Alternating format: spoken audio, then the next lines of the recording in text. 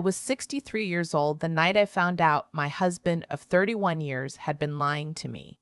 Not the small lies, not the "I already ate" or "I didn't hear my phone." The kind of lie that rewrites everything you thought you knew. The kind that makes you sit very still in a quiet kitchen and realize the woman you'd been for 3 decades wasn't the woman you actually were. Let me back up. His name is Roland. Roland Fitch. We met when I was 31 and he was 34, at a church potluck of all places, where he complimented my sweet potato casserole, and I thought, well, any man with taste like that is worth knowing. We got married 11 months later. We raised 2 kids in a house in Murfreesboro, Tennessee, with a magnolia tree in the front yard and a screen door that never quite shut all the way. I taught 3rd grade for 22 years. Roland managed logistics for a mid-sized shipping company. We weren't glamorous people. We were steady people. That's what I always told myself. We were the steady kind. I retired 2 years ago. Roland kept working, said he'd go crazy at home with nothing to do. I understood that. Lord knows I spent the first 6 months of my own retirement reorganizing every closet in that house just to feel useful. So he drove to the office every morning at 7:45, and I'd have coffee, tend my garden, call my daughter Simone up in Nashville, go to my book club on Thursdays. It was a quiet life. I didn't think anything was wrong with it. The trouble started, or rather, I started noticing the trouble around last March. Roland had always been a phone down on the table kind of man. Face up, ringer on, nothing hidden. That's what I'd always believed anyway. But sometime around late winter, I noticed he'd started carrying his phone in his shirt pocket, face down on the counter, ringer switched to vibrate, small things, the kind of things you file away without meaning to. Then one Thursday evening in March, I came home from book club earlier than usual. We'd finished the discussion in under an hour because nobody liked the book, and honestly, neither did I, and Roland was out on the back porch. I could see him through the kitchen window, standing with his back to the house, laughing quietly at something on his phone. Not his normal laugh, something softer, more private, the kind of laugh you don't even realize you're keeping to yourself. I didn't say anything. I put my purse down, poured myself some water, and told myself I was being foolish, but I kept watching. By April, I had a small, quiet list of things I'd noticed. The phone always face down. The occasional late return from running by the hardware store, a name that appeared in conversation once, Claudine, a new hire in his department, mentioned briefly, brushed past, the way you brush past something you don't want to linger on. I asked once, casually, "Is this Claudine nice?" He said, "She's fine, just does her job," and changed the subject. I didn't push. 31 years of marriage had taught me that some conversations need to come at the right time or they go nowhere good. I want to be honest with you about how I felt during those months. I wasn't panicking. I wasn't crying into pillows. What I was doing was something quieter and in some ways harder. I was grieving something I didn't yet have proof of. I was walking around my own house, mourning a version of my life that might not even be gone yet. That kind of grief is lonesome because you can't tell anyone about it. What would I say? I think something is wrong, but I have no evidence. People tell you're imagining things. Or worse, they look at you with that soft, pitying expression that means they believe you, but don't know how to help. So I stayed quiet. I watched. And I waited. The night everything changed was a Tuesday in early May. Roland had gotten home late, after 9, which was unusual, and said he'd been stuck in a meeting that ran long. He seemed tired, but not guilty tired. Just regular tired. He ate the dinner I'd left covered on the stove, thanked me, and fell asleep on the couch watching the news before 10 o'clock. I covered him with the throw blanket from the armchair. I turned off the television. And then I sat down at the kitchen table with my chamomile tea and my library book and tried to read. His phone was on the kitchen counter. Face down. I don't know what made me look. Maybe I'd been waiting for months without knowing it. Maybe some part of me had simply gotten tired of not knowing. I set down my book, walked over, and turned the phone face up. There was a notification on the screen. A text message, visible in the preview without even unlocking the phone. It said, Miss you already. Tonight was exactly what I needed. I read it 3 times. Then I set the phone back down exactly as it had been, face down, and went back to my chair. I sat there for a long time. Here's what I didn't do. I didn't wake Roland up. I didn't throw his phone across the room. I didn't go upstairs and start pulling clothes out of the closet. I sat there with my cold tea and I let myself feel the full weight of what I'd just read. And then I made a decision. I was 63 years old. I had spent 31 years building something.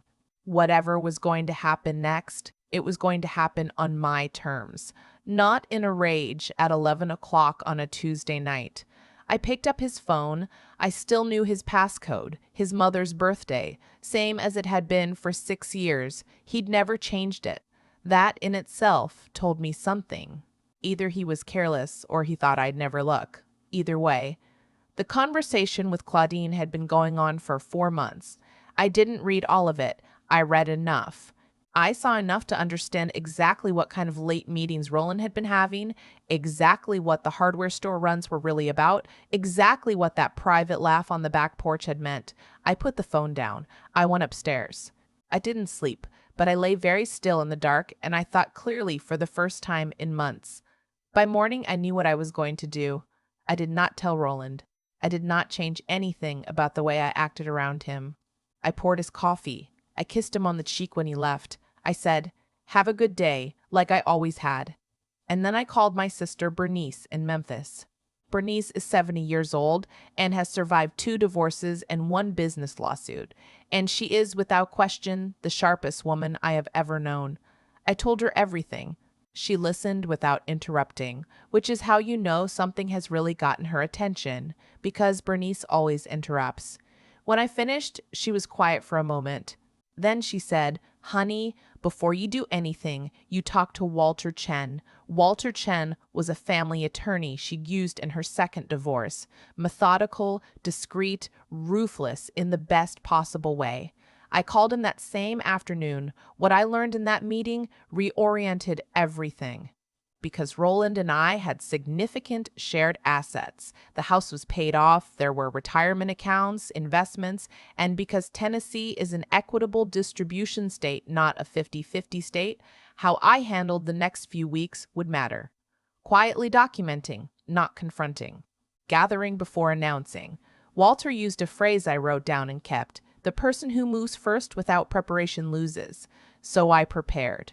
Over the next 3 weeks, I did things I never imagined doing in my marriage. I made copies of financial documents. I opened a personal checking account at a different bank. I met with Walter twice more. I contacted Simone, not to alarm her, but to let her know that things were shifting and she might be hearing from me soon. Simone, to her credit, cried for about 4 minutes and then said, "Mom, what do you need me to do?" That's my girl. I also, and I will not pretend this was purely strategic, allowed myself to feel the grief properly, not in front of Roland, but at night or in the garden in the early mornings. I let myself mourn. I mourned the man I thought I knew. I mourned 31 years of believing we were the steady kind. I mourned the version of my old age I'd imagined, traveling, grandchildren someday, the 2 of us on the porch with nowhere to be. You have to mourn what you're losing before you can decide what comes next. That's something nobody tells you. At the end of those 3 weeks, I was ready. Roland came home on a Friday evening, and I had dinner on the table. His favorite, pot roast with carrots and those little pearl onions he likes. He seemed relaxed, almost happy. He talked about something at work, some procurement issue. I don't remember exactly because I was watching him and thinking he has no idea. After dinner, while he was still at the table with his second glass of sweet tea, I sat down across from him. I said, "Roland, I know about Claudine." He looked up at me. The color left his face so fast it was almost remarkable. I watched it happen. He opened his mouth and closed it again. He looked down at the table. He looked at his hands. He looked at his. He said, "Loretta, which is not my name. My name is Eugenia." He knew that. I think his brain short-circuited. I said calmly, "You don't need to explain it to me. I've already spoken with an attorney." I want you to know that I have spent the last 3 weeks making sure that when this conversation happened, I would be standing on solid ground.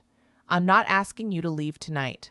I am telling you that I will be filing next week, and I would prefer that we do this civilly because we have children and because I have no interest in making either of us more miserable than this already is. He stared at me. Then he said very quietly, "How long have you known?"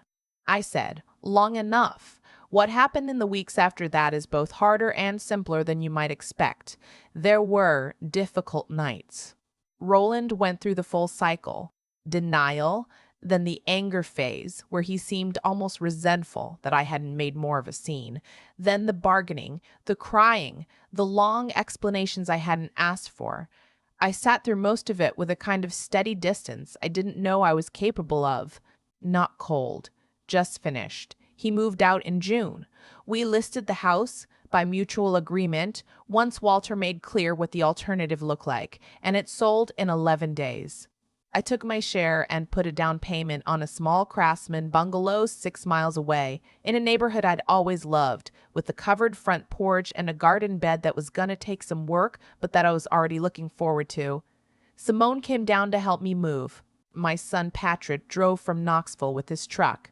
We spent a Saturday carrying boxes and furniture and laughing more than I expected to. At one point, I was unpacking my kitchen and I found the sweet potato casserole dish, the same one I'd brought to that potluck 32 years ago, and I stood there holding it for a moment. Then I put it in the cabinet and kept unpacking. I want to tell you something, and I want to be honest about it because I think a lot of people in my situation don't say this out loud.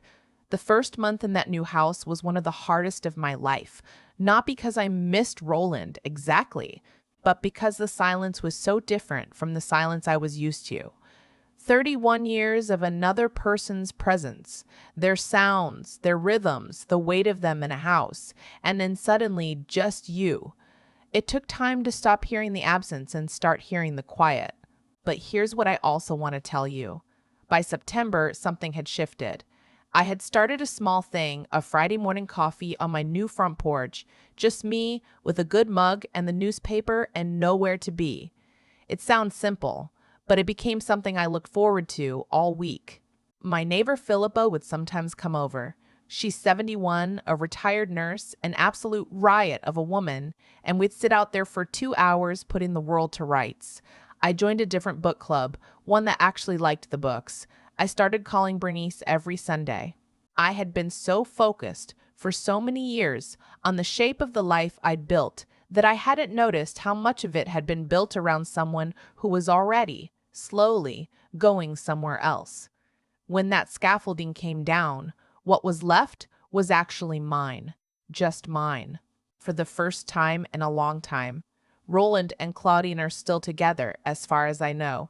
I genuinely do not spend much time thinking about it. What I think about instead is this. I am 63 years old. I live in a house I chose for myself. I have a porch I love, and a garden that is slowly becoming what I want it to be. My children call me. My sister calls me. On Fridays, I drink good coffee in good company, and I am not waiting for anything. I spent 31 years being the steady kind. It turns out that steadiness, that groundedness, that careful, quiet ability to sit with hard things and not fall apart, that was never about the marriage. That was always mine. I just needed 31 years and one terrible Tuesday in May to figure that out. If you're sitting somewhere right now, reading this or listening to this, and something in your own house has been feeling off, something quiet and hard to name, I want to say this to you directly. Trust what you know. Prepare before you speak. And when the time comes, stand on solid ground. The magnolia tree is still in the front yard of the old house. I drove past it once a few weeks after we sold. It was blooming, big white flowers all the way up, the way it does every May. I looked at it. Then I drove home. I've thought a lot about cause and effect since that Tuesday night. Not in any grand or dramatic way, just quietly, the way you think about things when you're 63 and sitting on your own porch with nowhere to be. What I keep coming back to is this. Nothing that happened to me was random. Roland's choices had consequences. My choices had consequences. And the difference between us in the end wasn't luck or timing, it was preparation. It was the decision to think before I moved. I could have woken him up that night. I could have thrown his phone. I could have let the grief turn into something loud and messy and hard to walk back from. And I won't pretend there wasn't a part of me that wanted to. But I've lived long enough to know that the moment you act from pure pain, you hand over your power to the very situation that hurt you. You stop being the one steering and start being the one reacting. I wasn't willing to do that, not at 63, not after everything I'd built. What I did instead was think, and then I called Bernice, and then I called Walter Chin, and then I called Simone. 3 phone calls that changed the entire shape of what came next. Not because I was calculating or cold, but because I respected myself enough to stand on solid ground before I said a single word. That's the thing about intelligence that nobody really talks about. It's not about being the smartest person in the room. It's about knowing when to be quiet. It's about resisting the urge to move until you understand the terrain. Roland had counted on me being reactive. He had, without knowing it, built his whole secret life on the assumption that if I ever found out, I would fall apart. I didn't fall apart, and that undid him completely. There's something I want to say about integrity, too, about doing the right thing even when you've been wronged. I didn't try to destroy Roland. I didn't contact his employer. I didn't make scenes in front of our children. I could have. Lord knows there were nights when I wanted to, but I kept coming back to the same question. What kind of woman do I want to be when this is over? Not what do I want to do to him, but who do I want to be? That question kept me steady when nothing else did. 31 years of marriage had given me many things, but the best of them, the discipline, the patience, the ability to sit with something hard without running from it, those were mine.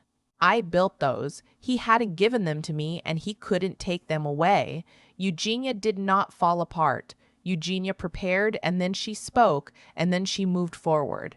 And I want you to remember that if you're in a quiet house right now with a hard thing you're trying to figure out, the steadiness you're looking for is already in you. It was always in you. You just have to decide to use it.